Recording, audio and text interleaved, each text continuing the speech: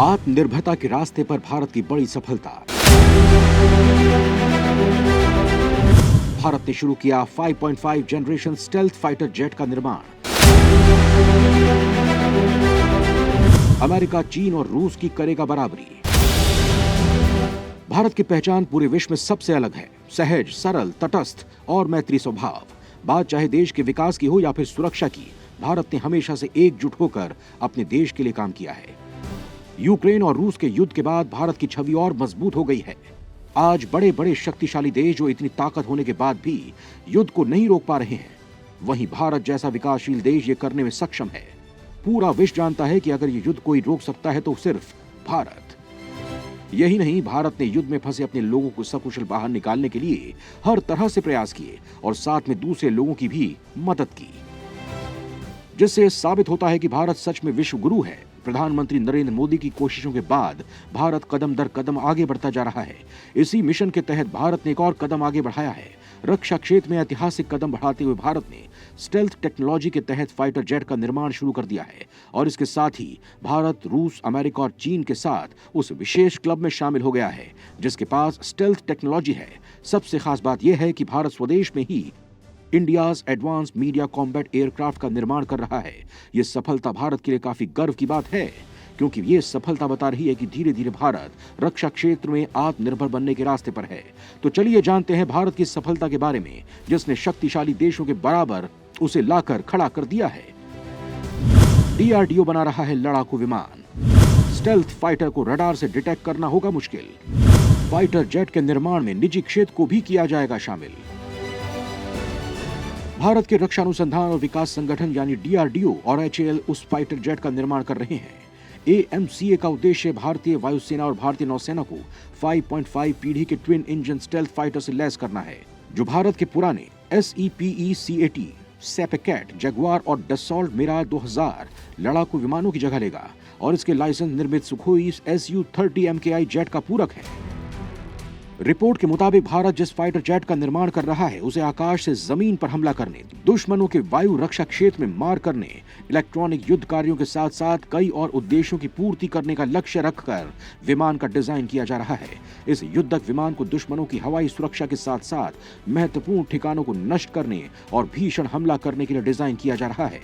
इसके साथ ही इस फाइटर जेट में कई और टेक्नोलॉजियों को शामिल किया गया है, जैसे सुपर क्रूज टेक्नोलॉजी, डाइवर्टर कम सुपरसोनिक इनटेक, एडवांस एवियोनिक्स और आर्टिफिशियल टेक्नोलॉजी का इस्तेमाल किया जा रहा है। इस फाइटर जेट को बेसलाइन स्टील्थ कॉन्फ़िगरेशन में 20 टन वजन रखने की क्षमता के साथ लैस करने की तैयारी की जा रही है, जिसमें अपने हथियारों के साथ साथ करीब 1.5 टन आयुध ले जाने की क्षमता होगी। जेट के प्रोजेक्ट मैनेजर रवि यादव ने बताया, स्टेल्थ फाइटर जेट की बॉडी को खास मटेरियल के साथ डिजाइन किया जाता है, जिसके चलते जब दुश्मन देश के रडार उसे डिटेक्ट करने की कोशिश करते हैं तो इसकी बॉडी से तरंग टकराने के बाद वापस नहीं जाती है, यानी इसकी बॉडी तरंगों को ऑब्जर्व कर लेती है, जिसके चलते स्टेल्थ फाइटर जेट्स को रडार डिटेक्ट नहीं कर पाते हैं। इसके साथ ही इस विमान के जरिए 5 टन ईंधन और हथियार ले जाने की क्षमता है। वहीं एएमसीए में 3 डायमेंशनल थ्रस्ट वेक्टरिंग और एक घरेलू रूप से निर्मित सक्रिय electronic scan array AESA ISR radar भी होगा। एएमसीए के डायरेक्टर AK घोष ने बताया कि ये फाइटर जेट 5th जनरेशन का फाइटर एयरक्राफ्ट है, जिसका निर्माण भारत में ही किया जा रहा है और अभी तक सिर्फ अमेरिका, रूस और चीन ने ही 5वीं जनरेशन के एयरक्राफ्ट बनाने में कामयाबी हासिल की है।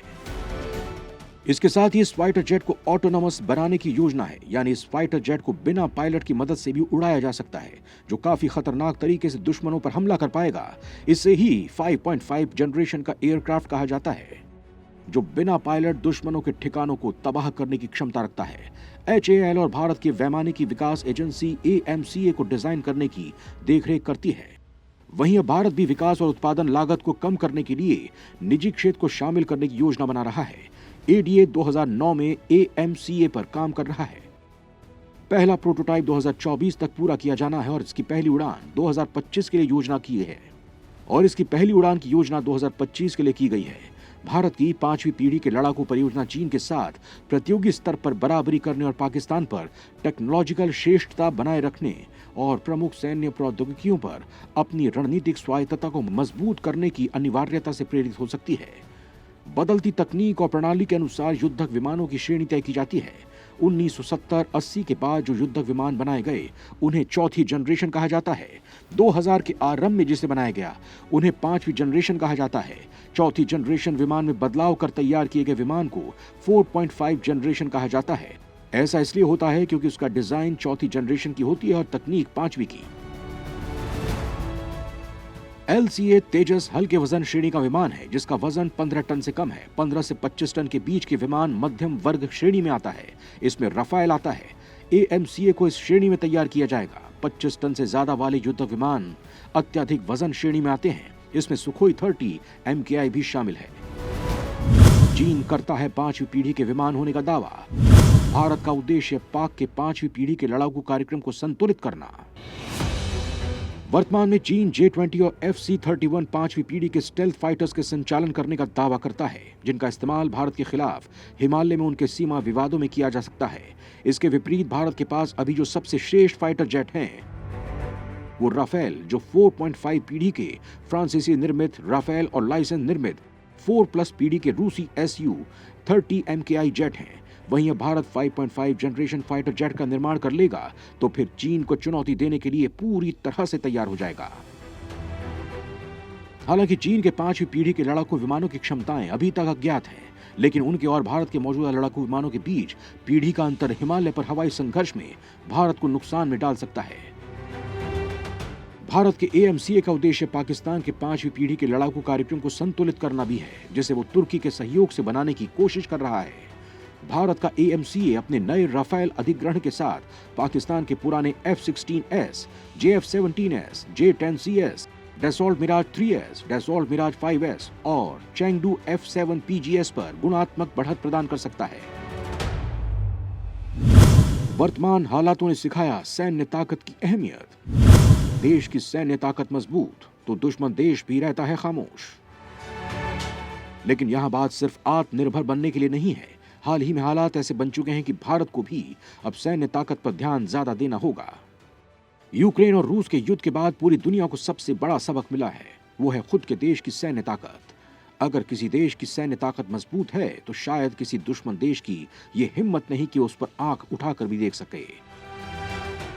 इस युद्ध ने सभी को बता दिया है कि कभी भी दूसरे के भरोसे युद्ध में उतरा नहीं जा सकता।